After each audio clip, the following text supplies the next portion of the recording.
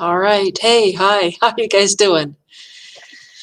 Let's see. Wow, we're into March already.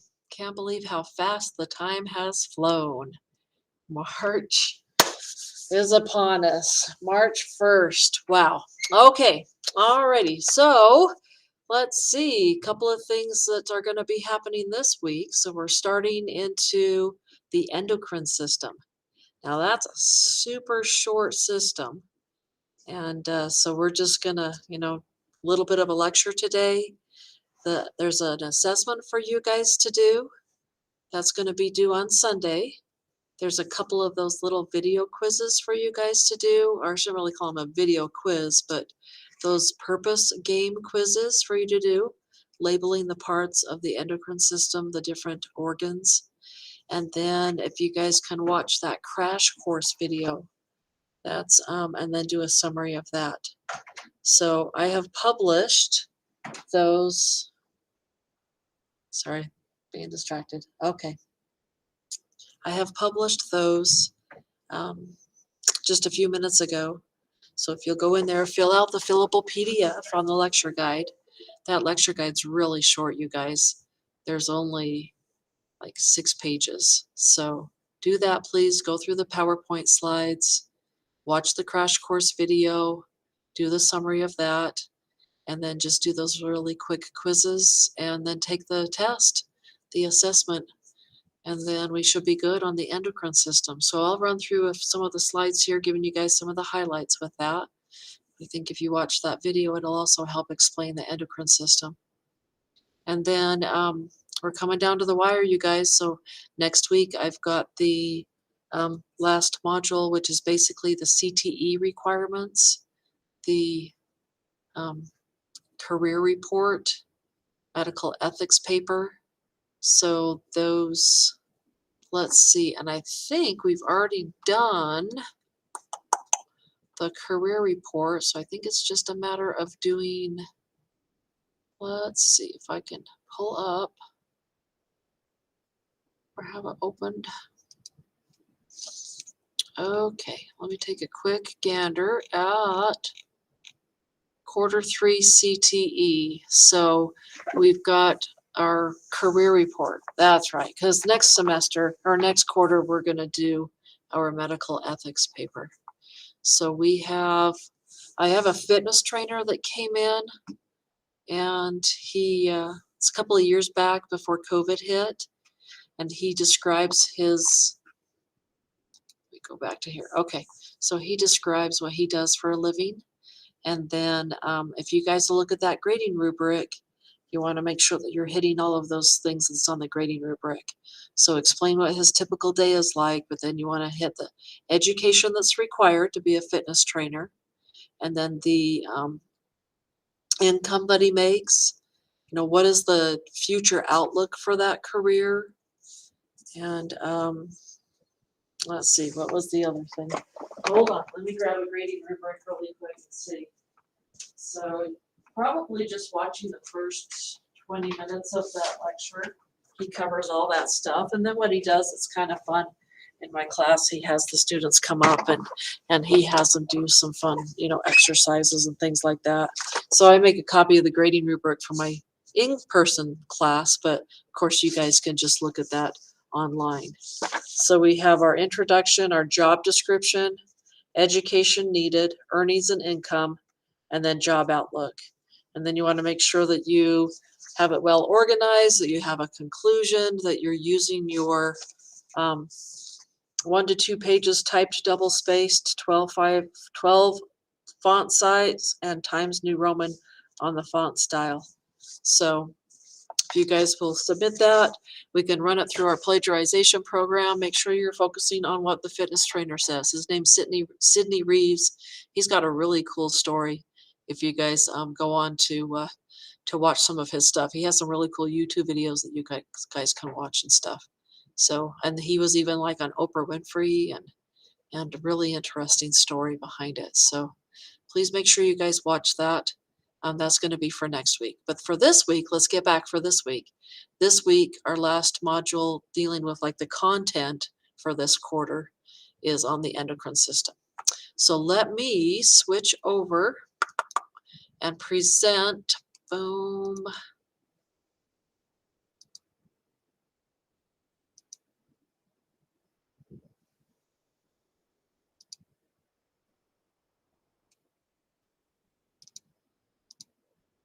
Whoops.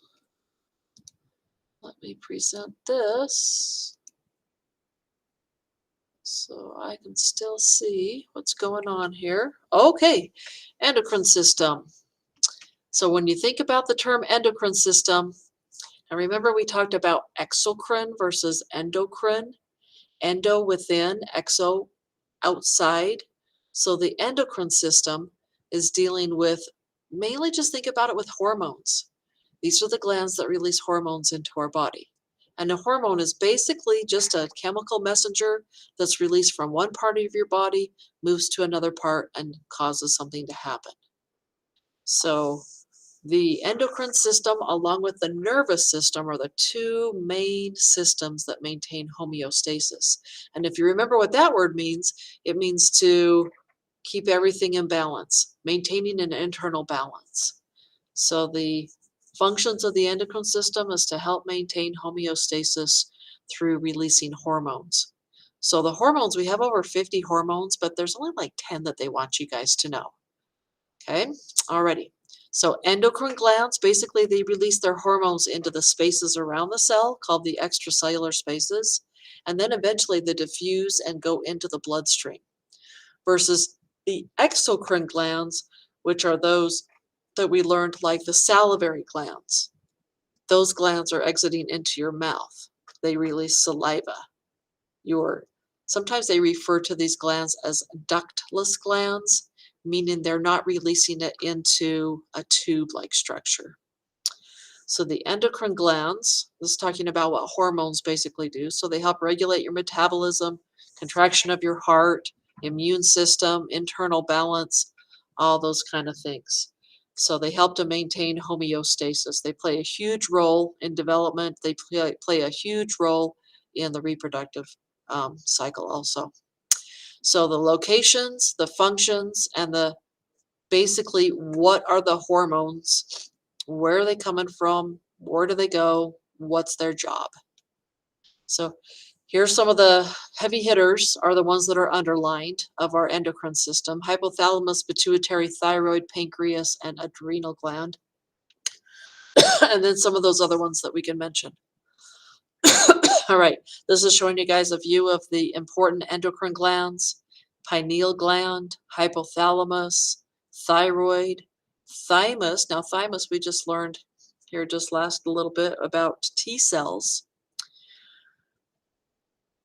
Your skin, lung, liver, adrenal glands. So think about the glands, the pancreas. Now, the pancreas is also one of those organs that is, found within the digestive system, because it's also an exocrine. It releases hormones for the endocrine system, but it releases enzymes for the exocrine system. So it helps with the digestive system also. And then, of course, you've got your ovaries and testes.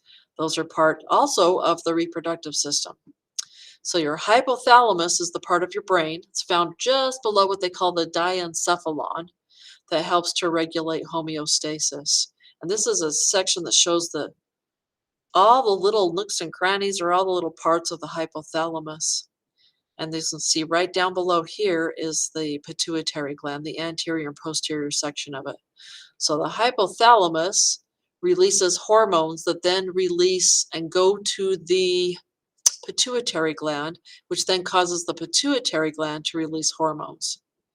So we have growth hormone releasing hormone that is then goes to the pituitary, causes the pituitary to release its stuff. Okay, thyrotropin, that's going to go to the pituitary. Corticotrophic hormone going to the pituitary. So the hypothalamus is kind of like, okay, let's get the pituitary to release these hormones, kind of like the overall master of these things. Alrighty, then we have antidiuretic hormone and oxytocin, which we'll be talking about. Alrighty, so the pituitary gland, you guys just saw it a second ago. I'll show you a picture here of it in a minute. It's oftentimes called the master gland because it helps regulate the other important endocrine glands. There's two sections to it. We have an anterior and a posterior side. So you can see these kind of color coded here, anterior, posterior. And they are responsible, you can see this actual picture right here of the pituitary gland. You can see right where it's at. Okay, here's your brainstem, here's your cerebellum, here's your cerebrum. We're going to be learning nervous system with our next quarter. But anyway, you can see these blood vessels that are going to be carrying those hormones by way of blood vessels down to where their target is. So the posterior pituitary releases two important hormones. It's called antidiuretic hormone, or ADH. So this actually regulates how much liquid your kidneys are going to hold on to. So it basically regulates how much water your kidneys are going to reabsorb. So antidiuretic. Diuretics, if you drink I don't know, if you drink a soda that has caffeine in it, caffeine is a diuretic. It makes you urinate. Some people will say that chocolate does the same thing with the amount of caffeine in that. Sometimes people will take diuretics. So it regulates how much urine basically your body's going to be producing. So there's a form of diabetes that maybe you guys aren't too familiar with. It's called diabetes insipidus. When you think of diabetes, most kids think about, oh, it's my cousin who has to take shots of insulin because his pancreas isn't working anymore.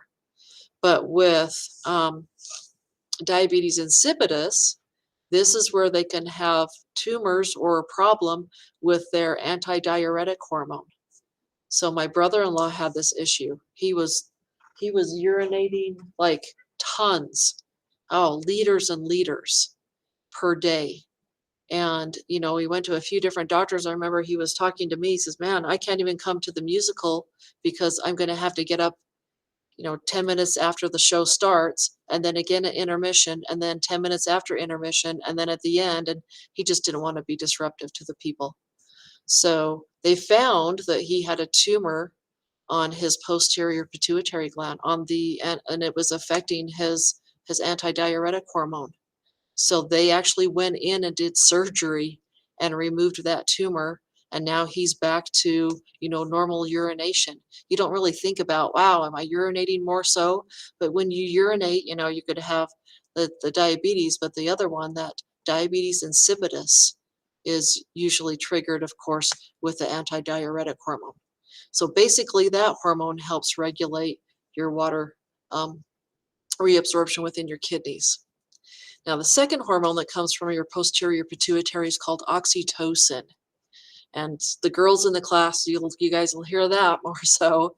So this regulates what they call milk letdown, or the process of moving the milk down to the nipple during breastfeeding.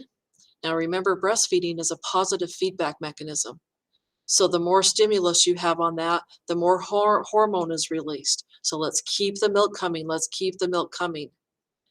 And that oxytocin, once the baby latches off of the breast, basically, then that breaks that cycle, and then we don't have that milk letdown coming. So that oxytocin, and they talk about here about the PIT, or synthetic oxytocin. So they can give that also. Let's say that you have a gal that's pregnant and she's supposed to deliver on March 12th, but the doctor says, hey, I'm going to be out of town. Can we start you early? So you'll hear about that also. So it helps that hormone also. They can give that and kind of get the uterus going, so they can kind of regulate when you're going to have a baby, basically, if the doctor needs to be out of town. So that helps to regulate the muscle contraction that occurs during childbirth, and then, of course, the breastfeeding. So those are some of the important hormones that are coming from your posterior pituitary. Now, if we look at the anterior pituitary, we've got human growth hormone, HGH. So obviously, as this is saying, what it does, it's going to increase protein synthesis, so production of protein. Inhibits protein breakdown. So you've got the actin and the myosin molecules that are being produced. Let's not break those down. Stimulates lipolysis, fat breakdown. So you'll see probably, ads out and about, HGH. Oh, let's take these HGH drops. I had a friend that was taking some of those to try to lose weight. She would go and pay her money and they would put these little drops under her tongue and try to break down the fat that way, you know, and you want to do your research on that. She just kind of went willy-nilly and paid a lot of money for that and and it wasn't too successful for her. So before you get, taking some of these things, you want to make sure that you're looking at some reputable sources before you start trying some of these other things. But anyway, so human growth hormone, and then it actually increases the way that your body will use glucose as for metabolism. Let's break down those sugars to create ATP. All right, then we have another one called TSH, thyroid stimulating hormone. What a perfect name for that one. So golly gee, I wonder what that's going to stimulate. It's coming from the anterior pituitary, but where is it going to go? It's going to go to your thyroid gland. And then it tells the thyroid, okay, release thyroxine. So it stimulates the thyroid to do its job. All right, another one that we have that comes from your anterior side of your pituitary gland is adrenocorticotropic hormone. So ACTH. So your adrenal gland, there's a middle portion called the medulla and an outer portion called the cortex, and they release different hormones. So this ACTH is going to go to the adrenal cortex, that outside portion, and secrete glucocorticoids. And another slide here and will describe what they do. So again, since that master gland, the pituitary being the master gland, okay, let's tell the thyroid what to do. Let's stimulate the adrenal glands and get them going. All right, this is showing the thyroid gland or a description of it. So it sits just up below your larynx and it has two sections. Let's see if we take a look at it. So there's a right and a left lobe. And this is kind of interesting. It can store up a 100-day supply of the hormone, excuse me. When you look here, here's the thyroid gland. It kind of has a butterfly shape to it. Then if you look at this microscopic view, you guys can see, now you guys weren't here obviously to do this lab, but my in-class students, they had a chance to do a microscopy lab where they were looking at histology slides. And this is showing what the inside of your thyroid looks like. You can see these are cuboidal cells. And then this in here is the precursor to the hormone. So these are simple cuboidal tissues here. Alrighty, so what do we have going on here? Thyroid hormones. So they nickname them T4 and T3. This deals with how many iodine atoms, are found within this hormone. So you can see some pictures here with iodized salt. Sometimes people can have a deficiency, and here in the States, we usually don't have this issue, but in some third world countries, there are some people that maybe have issues with an iodine deficiency. And in some cases, as one of the diseases that you guys are going to be learning, they're called goiters. There's these huge growths that can appear on their thyroid. Actually, let me forward and show you guys. I pulled some really scary images. Look at this poor gal right here. So these are goiters, goiters, goiters, and you can kind of tell from the picture here, that gal living in a third world country. And so what they've done with our salt is they iodize our salt. So you can see here, so when you go home tonight, look or go into your kitchen cabinet, pull out some salt, and you'll see that it's been iodized. So in some of those third world countries, they will add iodine to the salt, and it helps to prevent some of those disorders. All right. So your thyroid gland, your thyroid's where it's all happening, you guys. Helps regulate metabolism. Now, when you hear the word metabolism, you guys remember that.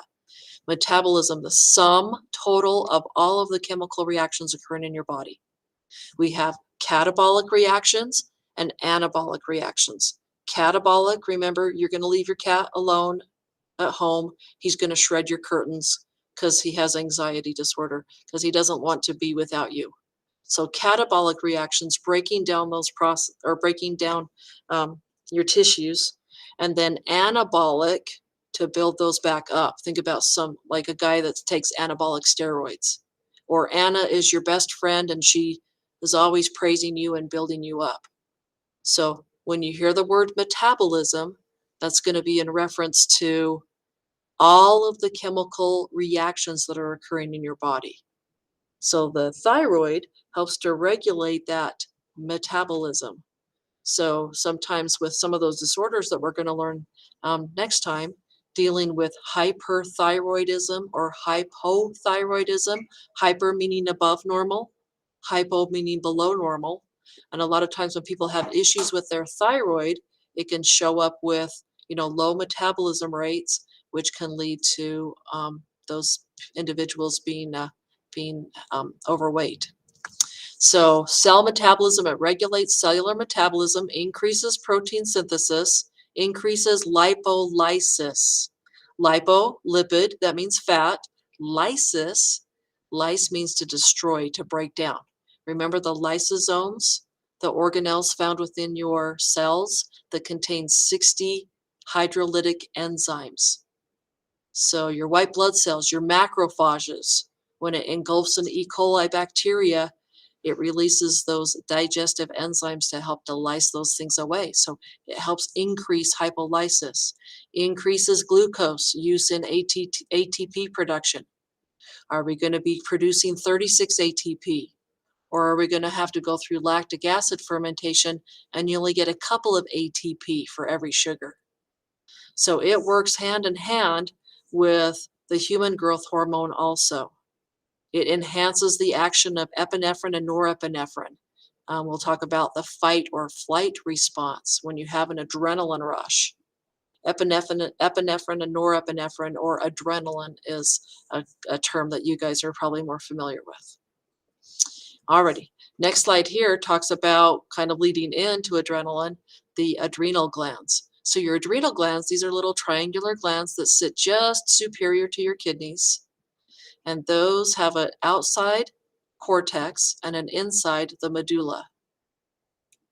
If we look at this picture here, now this shows a histology slide of what this adrenal gland actually looks like. You can see them here, superior and a little bit medial on the kidneys, those adrenal glands. Alrighty, okay, and I think we are at 3:30, so we're going to stop there. Let me stop my slideshow here.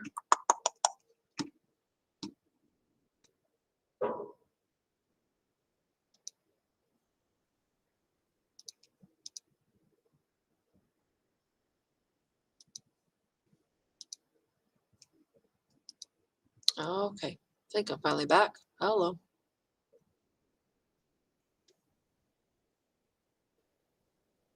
Okay, so let's just end today. So we'll finish up these slides next time. So again, you're going to be doing those labeling quizzes for the endocrine system. Make sure that you guys can label those heavy hitters, those 5 or 6 glands that we talked about.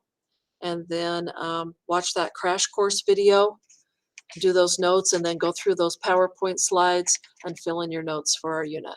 Okay? All right, and again, if you guys have questions, holler at me or send me an email or find me on Canvas. Okay, well, you guys have a great night. Take care.